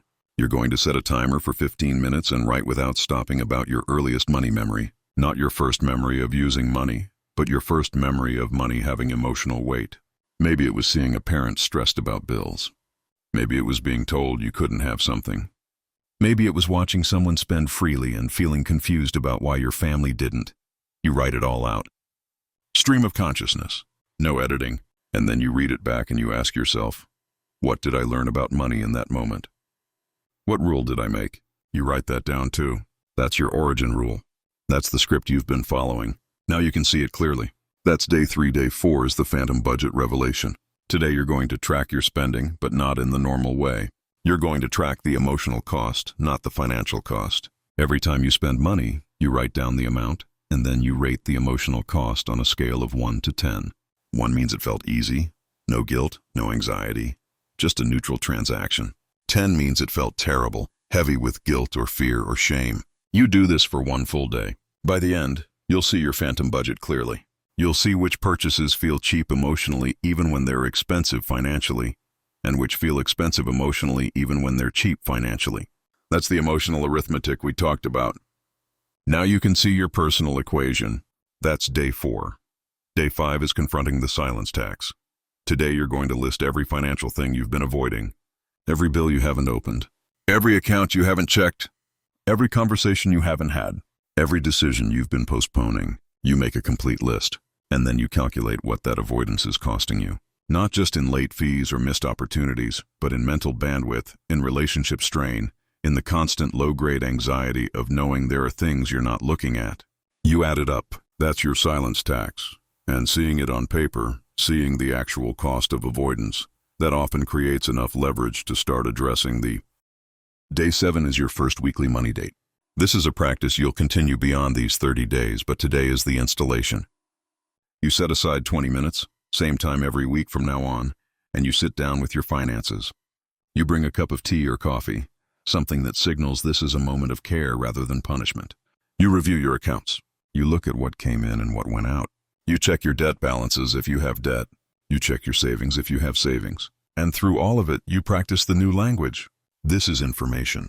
I'm learning. I'm making conscious choices. You don't shame yourself for anything you see. You just observe. And at the end, you write down 1 thing you're proud of from the week and 1 thing you want to adjust for next week. That's it. 20 minutes. That's day 7. Now let's pause here because we're a week in and I need to tell you something important. By day 7, you might be feeling discouraged. You might be thinking, I've done all this and my bank balance hasn't changed. I'm still anxious. I still want to avoid. This isn't working. If you're thinking that, I need you to hear this. Fluency doesn't come from 1 week of practice. It comes from consistent practice over time. You learned your first language by hearing and speaking it every single day for years before you were fluent. Your financial language is the same. 1 week of new practices doesn't undo decades of old programming. But 1 week of new practices is the foundation. It's the beginning. And if you stop now, you'll go right back to the old language. But if you keep going, if you trust the process for the full 30 days, you will notice shifts. Not dramatic overnight transformations, but gradual, real, sustainable changes in how you think and feel about money. So you keep going. Day 8 is the transaction pause installation. Today, every single time you're about to spend money on something non-essential, you pause for 30 seconds before you complete the transaction. If you're online shopping, you pause before you click checkout. If you're in a store, you pause before you get in line. And in that 30 seconds, you ask yourself 3 questions. 1. What am I really trying to buy here? Not the item, but the feeling. Am I trying to buy comfort, status, distraction, reward? 2. Is this old language or new language? Is this my phantom budget talking or my conscious values talking? 3. Will I feel good about this purchase tomorrow? Not in the moment of wanting it, but tomorrow when I'm looking at my account. You ask these 3 questions. You answer them honestly, and then you make your choice. Maybe you buy the thing, maybe you don't. The point isn't to stop you from spending. The point is to make spending conscious instead of compulsive. That's day 8. Day 9 is dialect translation practice. Today you're going to think about someone in your life who speaks a different money dialect than you do. Maybe a partner, a parent, a sibling, a friend. You're going to think about a recent conflict or tension point around money with that person. And you're going to rewrite the interaction through the lens of dialect difference. When they said that thing that annoyed you, they weren't being irrational. They were speaking their dialect. When you responded in the way you did, you weren't being difficult. You were speaking yours. You write out both sides of the conversation with dialect labels. She said this, which in security dialect means this. I heard it as this because I speak freedom dialect. Once you can translate, you can start to communicate across the gap. That's day 9. Day 10 is the enough equation. Today you're going to define, in specific numbers, what enough means for you. Not what the financial gurus say, not what your parents think, not what would impress anyone, but what actual lifestyle do you want to live? What does that cost? And what buffer do you need to feel secure? You write it out. My baseline monthly expenses are this. My annual baseline is this. My emergency fund target is this. And anything beyond that is surplus for values-based decisions. You create your enough equation, and then you write a statement. When I reach this number, I will give myself permission to feel secure. I will not move the goalpost. This is enough. You're creating a contract with yourself, a promise that you'll stop chasing once you reach the actual target, not the moving target that always stays just out of reach. That's day 10. Day 11 is income worth separation. Today you're going to make 2 lists side by side. On the left, you list everything you're proud of about yourself that has nothing to do with money or achievement. Your kindness, your resilience, your creativity, your loyalty, your sense of humor, your ability to make people feel seen, everything that makes you you, independent of what you earn or accomplish. On the right, you list your financial facts, your income, your debt, your net worth, whatever the numbers are. Then you look at both lists and you practice seeing them as separate categories. The left side is your worth. The right side is your current financial circumstances. They're not connected. They never were. You just thought they were because the culture taught you they were. You practice seeing them separately. You practice saying, my worth is stable and inherent. My finances are variable and circumstantial. That's day 11. Day 12 is the scarcity interrupt. Today, every time you notice yourself thinking a scarcity thought, there isn't enough. This won't last. I need to hoard this. You're going to interrupt it with evidence to the contrary. You're going to say, that's my scarcity dialect speaking. Here's the evidence that I'm actually okay right now. I have food today. I have shelter today. I have made it through every financial challenge I've faced so far. I'm still here. You collect evidence of your resilience, your resourcefulness, your track record of survival. You build a case against the scarcity story, not by pretending everything is abundant, but by acknowledging that you've consistently figured it out, even when it was hard. That's a different story than there's never enough. That's a story of I've always found a way, and I will again. That's day 12. Day 13 is spending values alignment. Today you're going to review your transactions from the past month, and you're going to sort them into 3 categories. Category 1, spending that aligns with my stated values and made me feel good. Category 2, spending that was necessary but neutral, bills and basics. Category 3, spending that doesn't align with my values or made me feel bad afterward. You're not judging category 3, you're just noticing it. You're looking at the gap between what you say you value and how you actually spend. And then you ask, what would need to change for my spending to align more with category 1 and less with category 3? Maybe it's practical changes, maybe it's emotional work, maybe it's both, but you identify the gap. That's day 13. Day 14 is the relationship money conversation. If you have a partner or anyone you share finances with in any way, today you're going to have a conversation about money dialects. You're going to explain what you've learned. You're going to tell them your dialect. You're going to ask about theirs. And you're going to practice translating instead of arguing. This might be uncomfortable. Money conversations usually are. But discomfort is not danger. You can handle uncomfortable. You say, I've been learning about how people relate to money differently, and I think it might help us understand each other better. I think I speak this dialect, and I'm wondering if you speak this one. Can we talk about what that means for how we handle finances together?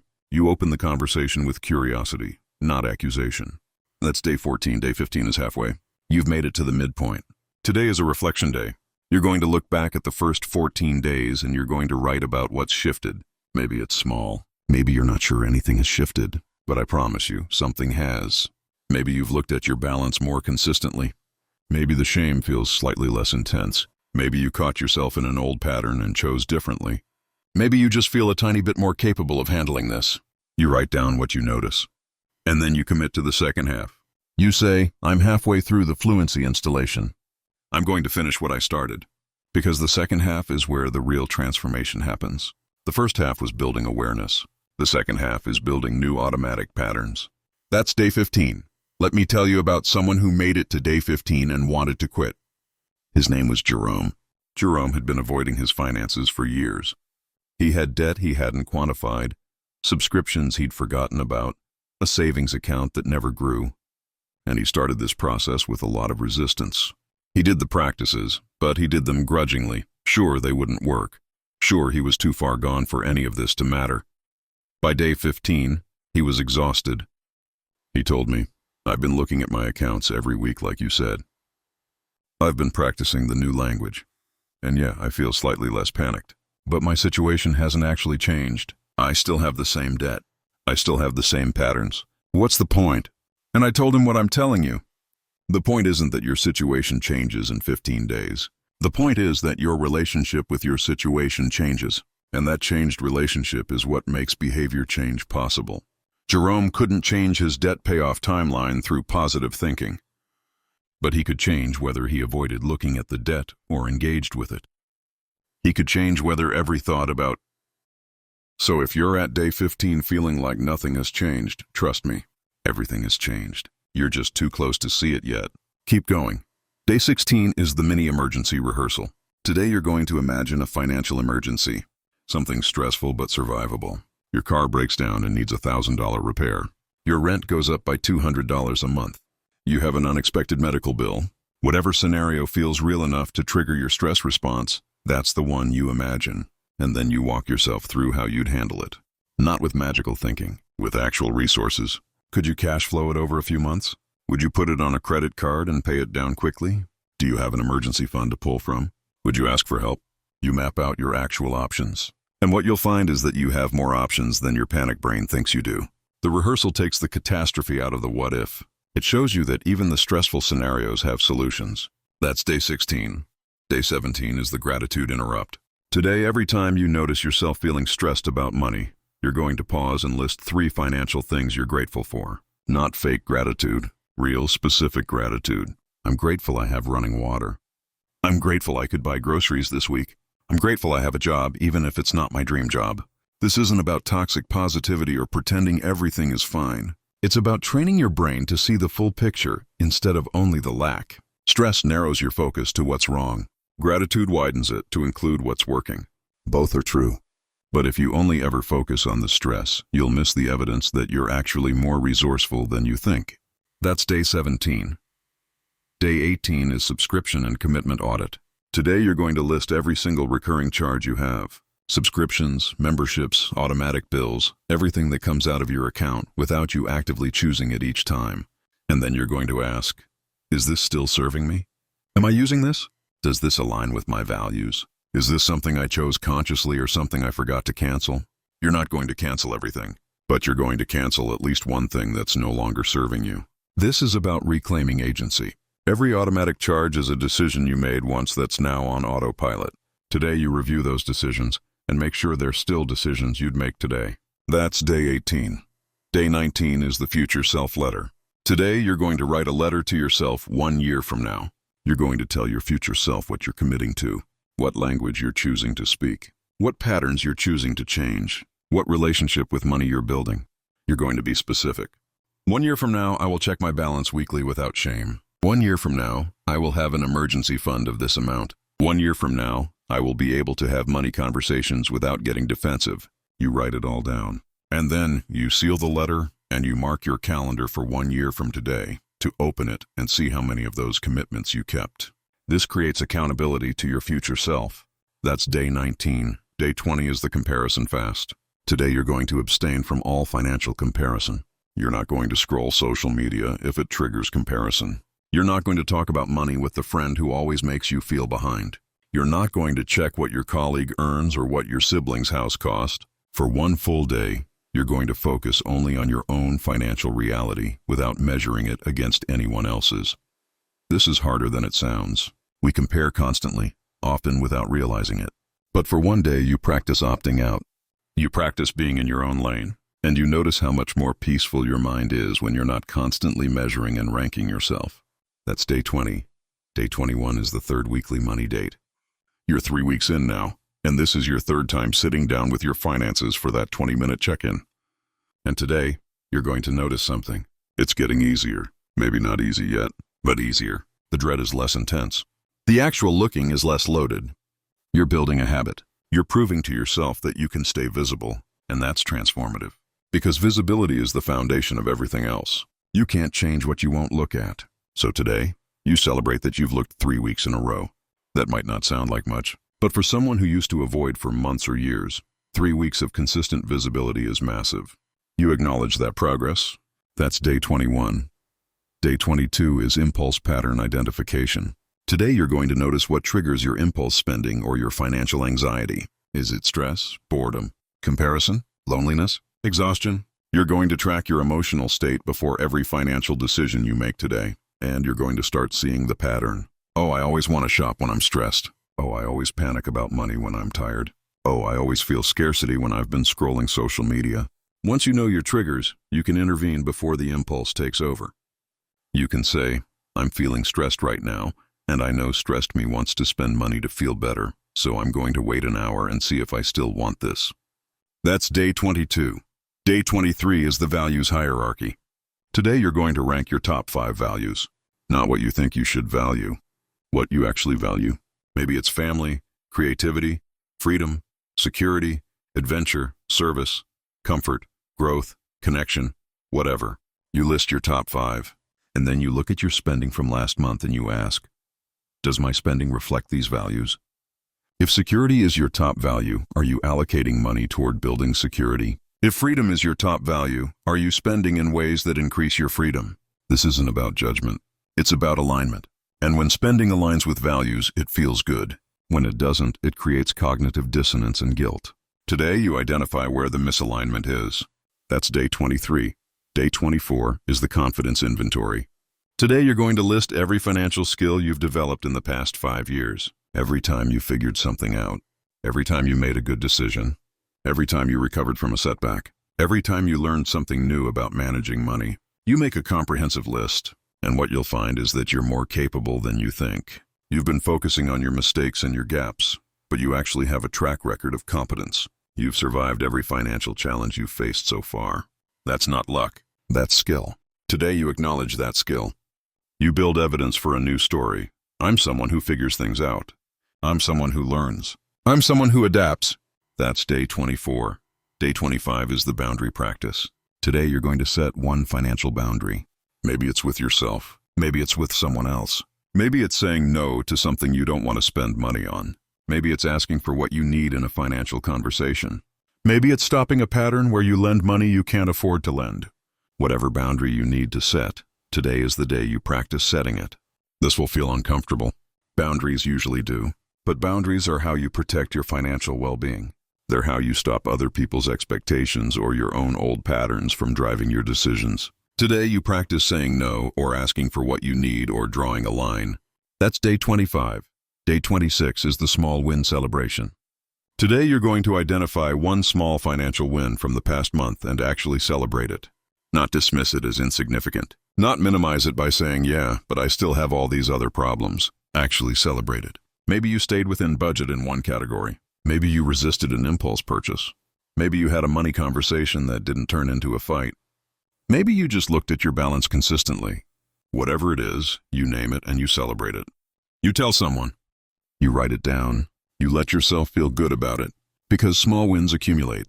And when you celebrate them, you reinforce the new patterns. That's day 26. Day 27 is the relapse prevention plan. Today you're going to anticipate what might derail you after these 30 days end. What situations trigger your old patterns? What stress points make you want to avoid again? What relationships pull you back into old dynamics? You identify the high-risk scenarios, and then you create a plan for each one. If I feel overwhelmed and want to stop checking my accounts, I will call this friend who knows I'm doing this work and ask for accountability. If I get in a fight with my partner about money, I will take a break and come back to the conversation using dialect translation. If I have a financial setback, I will practice the forgiveness process instead of spiraling into shame. You create your relapse prevention plan. Because relapse isn't failure, it's part of the process. But having a plan for it makes you more likely to catch yourself quickly and get back on track. That's day 27. Day 28 is the fourth weekly money date. You're near the end now. In this money date, you're going to notice something else. You're starting to see patterns. You can see where money consistently leaks. You can see what categories align with your values and which don't. You can see progress, even if it's small. The consistency of looking has given.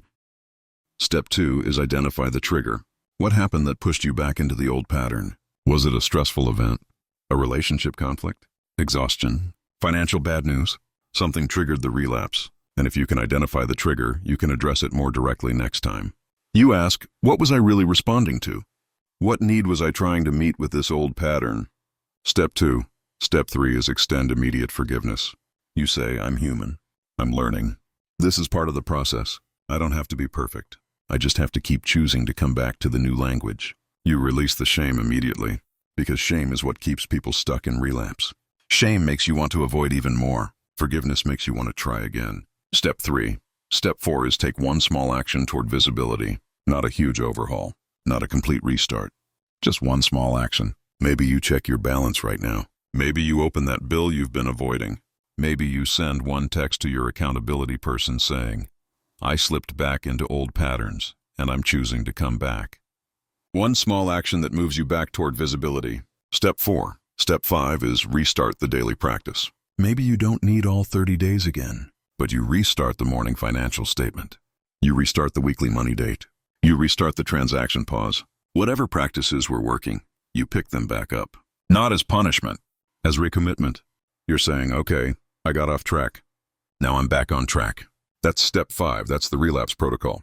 5 steps. You use it every time you notice you've slipped. And over time, the slips get less frequent and less intense. Over time, the new language becomes the default. But in the beginning, you're going to use this protocol a lot. And that's okay.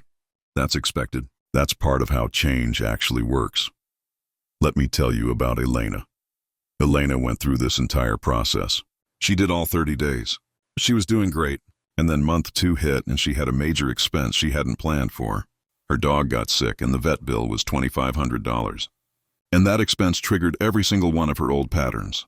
She stopped checking her balance because seeing the number made her panic. She started avoiding her partner because she felt ashamed. She impulse bought things to soothe the anxiety, which made the situation worse. Within 2 weeks, she was back to where she started. All the progress felt gone, and she called me and said, I failed. I knew this wouldn't last. I knew I couldn't maintain it. I'm just not capable of this. And I said, you didn't fail. You had a relapse. Those are different things. Relapse is normal, expected, part of the process. What matters is whether you use the protocol and come back or whether you give up and stay stuck. So Elena used the protocol. She noticed the relapse without judgment. She identified the trigger, which was the unexpected expense activating her scarcity dialect and all the childhood fears about not having enough. She forgave herself for the 2-week spiral. She checked her balance that day, even though she didn't want to, and she restarted her weekly money dates. Within a week, she was back on track. And more importantly, she learned something. She learned that she could come back after a slip, that a setback wasn't the same as permanent failure, That the new language was still available to her even after weeks of speaking the old one. That's the learning that makes this sustainable. Not that you'll never slip, but that you can always come back. Now let me give you some micro challenges, little things you can do in moments of temptation or stress that reinforce the new patterns. These are like emergency tools. When you feel the old pattern rising up, you pull out one of these micro challenges. Micro challenge 1, the 10-minute delay. When you want to make an impulse purchase, you set a timer for 10 minutes and you do something completely different. You go for a walk. You call someone. You do 10 push-ups. Anything that disrupts the impulse cycle. And after 10 minutes, you ask yourself if you still want the thing. Sometimes you will, sometimes you won't. But the 10-minute delay interrupts the compulsive energy. It creates space for conscious choice. Micro challenge 2, the out loud statement. When you notice anxiety rising about money, you say out loud, I am feeling anxious about money right now, and that's okay. Anxiety is information, not a command. I can feel anxious and still make good choices. Saying it out loud does something that thinking it doesn't do. It externalizes the anxiety. It reminds you that you're separate from the feeling. You're the one observing the anxiety, not the anxiety itself. Micro challenge 3, the gratitude triple. When you're spiraling into scarcity thinking, you stop and list 3 specific things you have right now that you're genuinely grateful for. Specific. Not just I'm grateful for my family, but I'm grateful that my daughter laughed at my joke this morning and I got to see her face light up. Specificity cuts through the vague doom of scarcity. It grounds you in actual present moment reality instead of imagined future catastrophe. Micro challenge 4, the breath count. When you're about to check your balance and you feel panic rising, you breathe. But not just any breathing. You count your breaths. Inhale for 4, hold for 4, exhale for 6. You do this 5 times, 30 seconds total. This activates your parasympathetic nervous system. It tells your body that you're safe. And checking your balance from a regulated nervous system is completely different than checking it from a panicked one. Micro challenge 5, the identity reminder. When you catch yourself thinking I'm so bad with money or I'm never going to get this right, you stop and you say, that's the old story. The new story is that I'm learning to have a healthy relationship with money, and learning includes mistakes. That's the identity integration we talked about. You remind yourself who you're becoming, not who you've been. These micro challenges are what bridge the gap between knowledge and behavior. You know the new language, but in moments of stress or temptation, knowing isn't enough. You need tiny interventions that disrupt the automatic patterns and create space for conscious choice. These 5 micro challenges are your emergency toolkit. Now let's talk about the people in your life. Because your financial transformation doesn't happen in a vacuum. You're surrounded by people who knew the old you, who are used to your old patterns, who might not understand or support what you're trying to do. And those people, even when they love you, can pull you back into old dynamics. Maybe you have a friend who always suggests expensive activities and makes you feel cheap when you decline. Maybe you have a family member who gives unsolicited financial advice that triggers your shame. Maybe you have a partner who's not doing this work and keeps operating from their old patterns, which makes it harder for you to maintain your new ones. You need a relationship strategy. You need to know how to protect your new patterns while staying in relationship with people who might not get it. First, you practice selective transparency. You don't owe everyone an explanation of your financial transformation. Some people will get it, some won't. And some will actively undermine it, consciously or unconsciously. So you choose carefully who you tell. You look for people who can hold space for your growth without judgment. People who've done their own transformational work and understand how hard it is. People who won't minimize your progress or catastrophize your setbacks. Those are your safe people. You can be transparent with them. With everyone else, you can be boundaried. When that friend suggests the expensive activity, you don't need to explain your whole financial journey. You just say, that doesn't work for my budget right now. Let's do this instead. You offer an alternative. You don't apologize. You don't over-explain. You just draw the line. When the family member gives unsolicited advice, you say, I appreciate that you care, and I'm actually working with someone on my finances right now, so I've got it covered. You don't engage with the advice. You don't defend your choices. You just create a boundary that says, this topic is handled. We don't need to discuss it. With a partner who's not doing this work, it's more complex, because you can't transform your financial life without affecting the relationship if you share finances in any way, so you invite them into the process. You say, I've been learning about how people relate to money differently, and I think it's helping me understand myself better. I'd love to share some of it with you if you're open, because I think it might help us understand each other better too. You invite without demanding. You share without preaching. And if they're not ready, you do your own work, and you trust that they'll see the changes in you, and maybe become curious later. But here's what you don't do. You don't let other people's patterns or reactions pull you out of your new language. You stay in your lane. You keep doing your practices. You keep speaking your new language, even if the people around you are still speaking the old ones, because your transformation is your responsibility, not theirs. And eventually, one of two things happens. Either they get curious about what's different and they start asking questions, or they don't. And you realize that you've outgrown that relationship, or that you need to renegotiate the terms of it. Either way, you don't shrink yourself back down to fit someone else's comfort. You keep growing. You keep practicing. You keep choosing the new language, and you find or create relationships that support that growth. Let me tell you about Thomas and Lisa. That's how it often works. You can't force someone else's transformation, but you can live yours so fully that they become curious about the change they're seeing in you. That's the relationship strategy. Do your own work. Set boundaries where you need them. Invite without demanding. And trust that the people who are meant to grow with you will, and the people who aren't will either accept the new you or will naturally move to the periphery of your life. Now let's talk about what happens when you face a real financial crisis. Not a minor setback, but a real crisis. Job loss, medical emergency, divorce, market crash that affects your retirement. Something big enough that all your new practices feel irrelevant in the face of actual survival needs. This is the test. This is where you find out if the new language can hold up under real pressure or if it was just something that worked in calm times. And I'm going to tell you the truth. It will be hard. The new language will feel flimsy when you're facing real financial threat. The old patterns will come roaring back because those patterns were designed for crisis. They're survival mechanisms. Of course, they resurface when survival feels threatened. But here's what I need you to know. The new language isn't about denying the reality of the crisis. It's not toxic positivity. It's not pretending everything is fine when it's not. The new language is about responding to crisis from a regulated place instead of a panicked one. It's about maintaining agency even when options are limited. It's about separating the financial crisis from your identity crisis. So when you face a real financial crisis, here's what you do. First, you acknowledge the reality. This is happening. This is hard. This is not what I wanted. I'm scared. You don't sugarcoat it. You don't minimize it. You let the reality be real. Second, you regulate your nervous system. Because you cannot make good decisions from a panicked state. You breathe. You move your body. You talk to someone safe. You do whatever helps you shift from flight or flight into problem-solving mode. This might take hours or days. That's okay.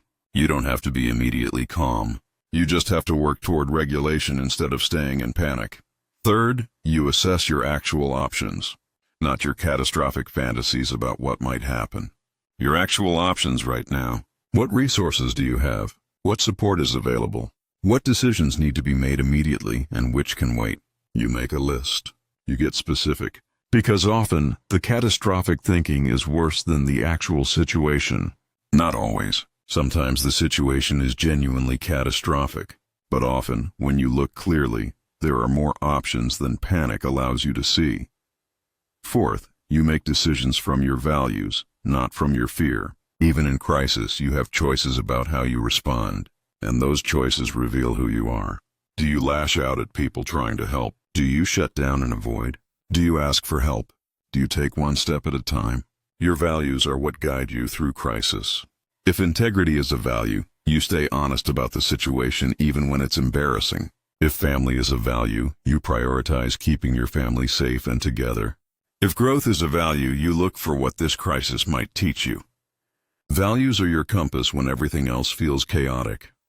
Fifth, you use the new language to interpret the crisis. The old language would say, "This proves I'm a failure. This proves I was never going to make it. This is the disaster I've been afraid of my whole life." The new language says, "This is a hard situation. It doesn't define my worth. It doesn't predict my future. It's a challenge I'm facing right now, and I have to trust that I'll find a way through, even if I can't see the way yet. Same crisis, different narrative, and the narrative determines whether you move through the crisis or get buried by it. Let me tell you about Carmen. Carmen lost her job during the pandemic. She was a scarcity speaker with a childhood full of financial instability. Losing her job activated every terror she'd ever felt about money. For the first week, she was completely panicked. She couldn't sleep. She couldn't eat. She was convinced she'd end up homeless. But Carmen had done this work. She'd learned the language. And after a week of panic, she used the crisis protocol. She acknowledged, "This is real. I'm scared. This is hard." She regulated. She called her sister every day to talk through the fear. She walked for an hour every morning because moving her body helped her think. She assessed her options. She had unemployment benefits. She had 2 months of savings. She had skills people needed. She made a plan. Apply to 20 jobs a week. Take freelance work to bridge the gap. Ask her landlord about a temporary rent reduction. And she used the new language. This job loss doesn't mean I'm unemployable. It means the economy is in crisis and my company made cuts. This is a circumstance I'm navigating, not a statement about my value. I've figured hard things out before. I'll figure this out too. It took Carmen 4 months to find a new job. 4 months of unemployment and uncertainty and stress. But she made it through without completely falling apart. She made it through while maintaining some sense of agency and dignity. And when she got the new job, she said, "I would have thought losing my job would destroy me."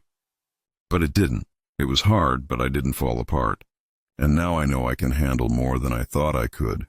That's what the new language gives you in crisis. Not protection from the crisis itself, but protection from the narrative that would make the crisis destroy you. The crisis is hard enough. You don't need to add, "I'm a failure, and I'm going to lose everything." And this proves I was right to be afraid my whole life, on top of the actual challenge. The new language lets you face the crisis as it is, without the extra weight of shame and catastrophic thinking. So when crisis comes, and it will come because everyone faces financial challenges at some point, you'll have the tools, you'll have the language. You'll be able to separate the circumstance from your identity. You'll be able to respond instead of just react. And that makes all the difference. We're nearing the end now. You've learned the language. You've done the practices. You understand your dialect, your childhood rules, your phantom budget, your emotional arithmetic. You've built visibility.